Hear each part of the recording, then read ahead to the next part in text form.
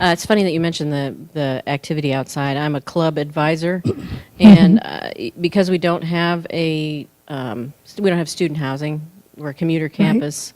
I think that campus life and campus activities and clubs are a really key way to do that, to make those early connections.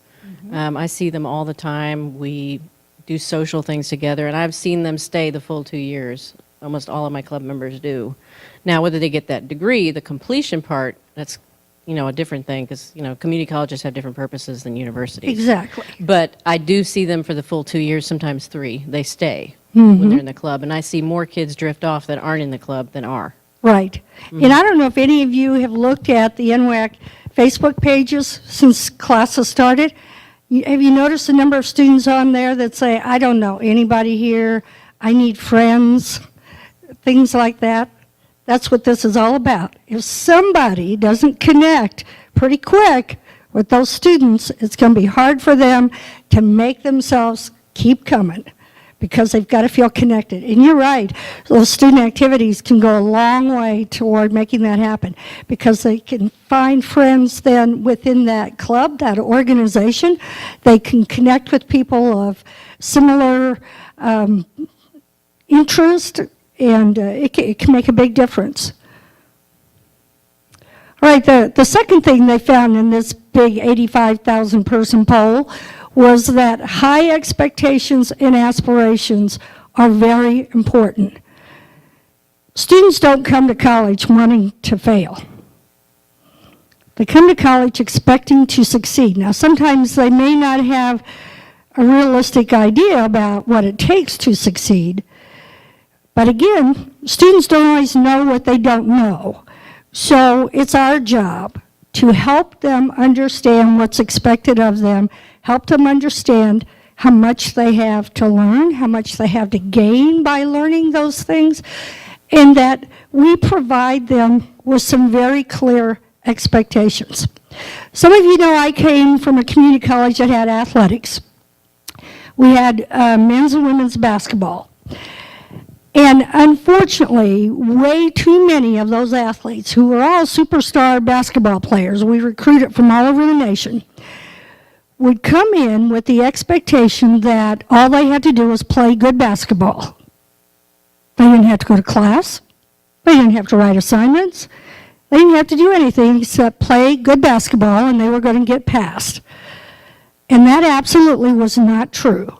So what we had to do is make sure that those expectations were clear, because some of them, unfortunately, had gotten through high school by just being superstar athletes. And so we had to say to them, it doesn't matter how good you are on the court. If you are skipping classes and you're not turning in assignments, you're going to get an F.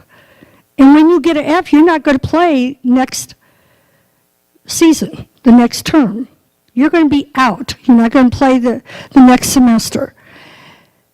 I would sometimes talk to those athletes directly myself and tell them in what I hoped was terms that they would eventually understand. And I would tell them, I refuse to treat you like a dumb jock.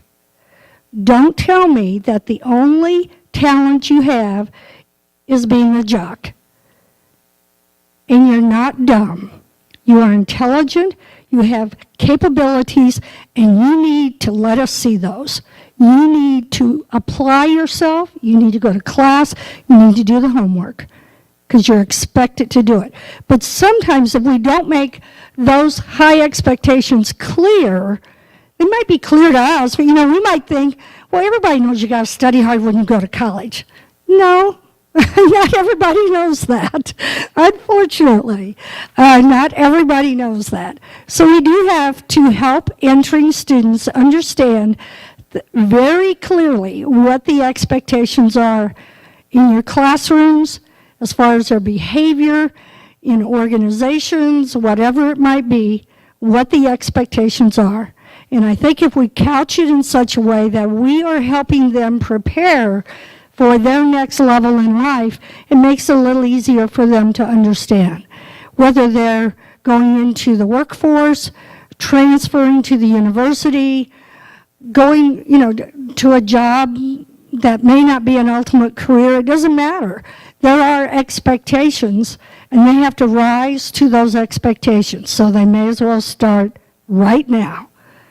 Know what the expectations are, and then we need to help them reach those expectations. But we've got to be real clear, very clear and almost blunt sometimes to help students understand that. Okay, another thing that came out in that 85,000 community college student research was that students need clear academic plans and pathways.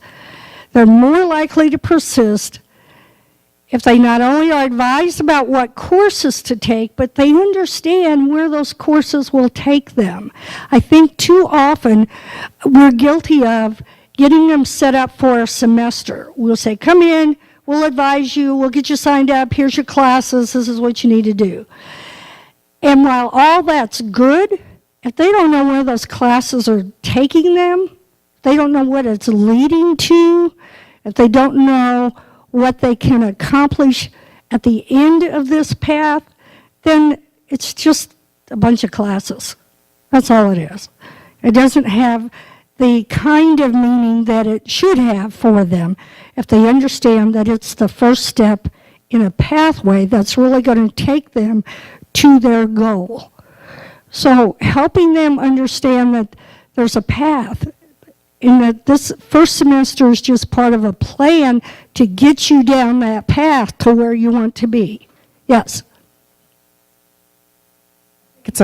There we go. I think it's our responsibility too to plan. So if we make those expectations clear and they're still not succeeding, it's even more important to have a plan and make a pathway if they do fail, how to get them back right on the right track. Yes, yes, absolutely. I think in community colleges that effort is really needed. It's not sink or swim, and if you can't swim, too bad. We have to help them learn to swim. Yes? I've been thinking about this a lot. I know the state wants graduates. When I went to community college, I went only in summers to pick up credits. I had a different reason to do it because I was at the university regular time, and then picked them up summer to get done faster. There are a myriad Lots of students do. A myriad of reasons to go to a community college. It seems that we might here, at least in my opinion, need to focus on maybe finding out why they're at college. Not everyone's a degree-seeking student. Some are doing it to transfer to U of A or to John Brown or to whatever, but I don't know if we know our demographic that clearly to create paths for those people. We have a bunch of people who take watercolor over and over again for personal enrichment. That's what they want to do. Exactly. That's their path. They know it. Yes, exactly, and that's okay. Yeah, I know. I think that's one thing that makes it a little complicated for community colleges because we do serve such a diverse population with so many different end results. Personal enrichment, just getting a certificate for a particular retail analyst or whatever the program might be, taking courses in order to transfer, just coming in the summer to take courses. We serve such a diverse population that it's very difficult for us to be measured in the same way that four-year universities are measured, where nearly everyone that's there is attending because they want a four-year degree, and many of them are residential and so forth. And of course, that's our argument that we make all the time to legislators and everyone else who's trying to say, oh, your graduation rate's too low. Well, a lot of people don't have any intention of graduating when they enter. But with all of that said, I think we have to be careful that we don't use that as kind of an excuse. Oh, well, they probably weren't intending to graduate anyway. But we don't really know that, right? So I think we have to just be a little bit careful that we aren't saying, well, the reason our graduation rate is so low is because they weren't all intending to graduate anyway. If we're really honest with ourselves, a whole bunch of those folks were intending to graduate. And between them and us, somehow, it didn't happen.